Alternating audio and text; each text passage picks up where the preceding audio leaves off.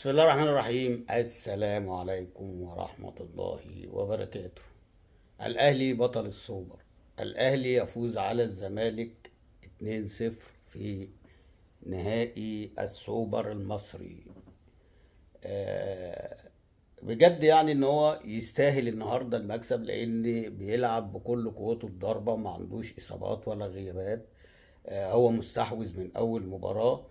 وده طبعا انا يعني مش انا بس، كل الناس اللي هي اتفرجت على الماتش عندها رأي، ورأي على كابتن احمد عبد الرؤوف، اللي هو لا يتحمل نتيجة المباراة، ولكن هي الظروف اللي حطته كده. بس هو بس لينا عتاب صغير. انت يعني عمرو ناصر ازاي تبدأ بيه في مباراة زي دي، هو وعبد الله السعيد؟ يعني انا بتكلم بمنتهى الامانة. انت الماتش اللي فات كان شكلك كويس، مفيش خطورة عليك، التكتيك كله كان اللي انت لعبت بيه الشوط الاولاني في ماتش بيراميدز كان لازم تبدأ بيه في ماتش النهارده، ماتش النادي الاهلي. ولكن آه، اتنين لعيبة مؤثرين النهاردة كانوا مش في حالتهم، هم السبب في اللي هو حصل ده. يعني انت ما لعبت سيف فاروق جعفر، انا شايف والله ان هو كان احسن من عبد الله السعيد واحسن من ناصر ماهر، عشان بس تكونوا في الصورة. ليه؟ لان بيجري ويخبط ويقفل وبتاع وفي شباب وحيويه في الملعب. ما حدش يقول لي خبره، وما حد زي يقول لك ايه الخبرات هتفرق، ومش الخبرات ايه اللي هتفرق. ده عبد الله السعيد مش قادر يشيل رجله يا جدعان. ده الجون التاني اللي هو جابه النادي الاهلي، هو لو شال رجله، لو هو واقف على رجله صح ومش يعني، ده يبين بقى العجز وكبر السن والكلام ده، ان هو مش قادر يمطوح رجله عشان يعمل الكرة ثرو باص اللي هي للجزيرة، ولا مش فاكر لألفينا، تتقطع تترد الجون التاني. يعني هو مش قادر يمرجح رجله عشان يعدي الكرة من فوق الراجل، وفي مساحة بين الشناوي وبين المهاجم اللي هي كانت هتروح له، تتقطع تترد الجون التاني.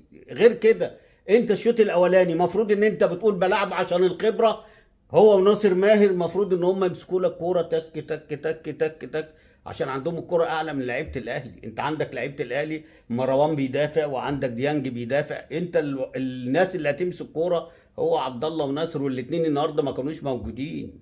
ومعاهم كمان اللي اتظلم ده ناصر، عمرو ناصر ده. ليه انت اللي ظلمته يا كابتن رؤوف؟ لان لازم في الماتش ده، لازم الجزيري باي حال من الاحوال. يا واخد على ماتشات الاهلي بيهدف، راجل خبره، راجل قوي، بيبقى في مساحات ان هو بيقدر ينطلق فيها. ف يعني انا بعيب عليك في الحته دي. يعني الحته دي ان انت كنت لازم تقعد عبد الله السعيد وناصر، عمرو ناصر، كنت هتلاقي فرقه غير الفرقه اللي احنا شفناها خالص دي. وفين عبد الحميد معالي؟ يعني فين عبد الحميد معالي هو اللي يخف لك الضغط لما بزيرة نزل؟ الدنيا اختلفت.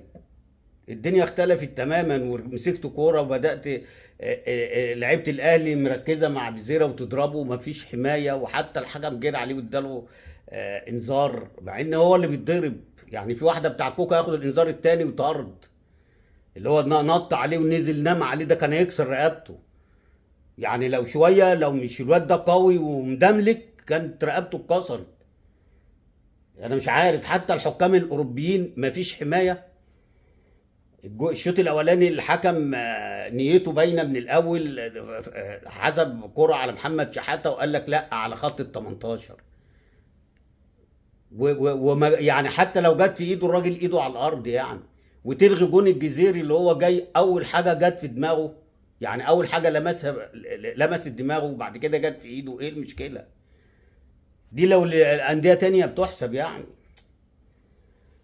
ده ما يقللش ان النادي الاهلي لغايه ما بزيرة نزل هو المستحوذ، هو اللي راكب، هو الاحسن، هو الاخطر، هو الافضل، هو وادي قيمه بن شرقي بقى. يعني النهارده المفروض بن شرقي او مروان عطيه هو اللي ياخدوا راجل مباراه، ما اعرفش مين اللي خد راجل مباراه. تاني هدف طاهر محمد طاهر اللي جماهير الاهلي مش طايقاه. دي طاهر اهو، ادي طاهر اهو ب 3 مليون جنيه اللي مش عاجبكم. ها، عمل جون عالمي، جون عالمي.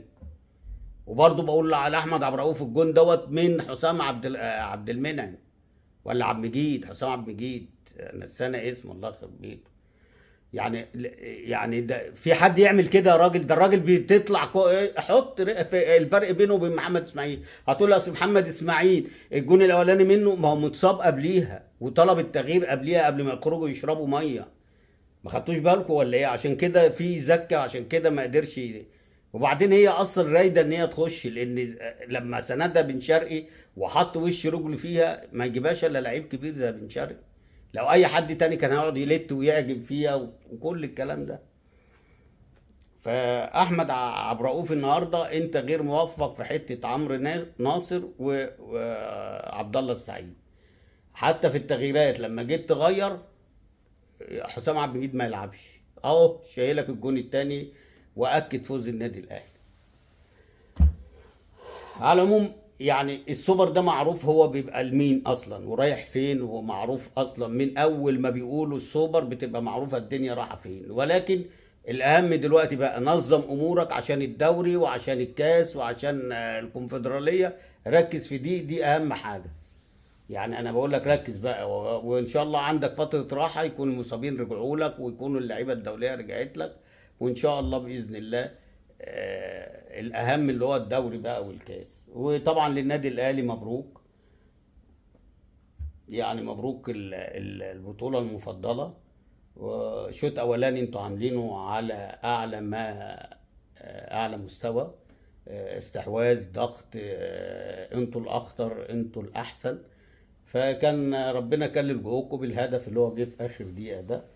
وبعد كده انتوا يعني الشوط الثاني الاداء نزل شويه، ده طبيعي، او كل ماتشات الاهلي كده خلي بالكم. وادى فرصه شويه لعيبه الزمالك ان هي تروح شويه على الجون والكلام ده.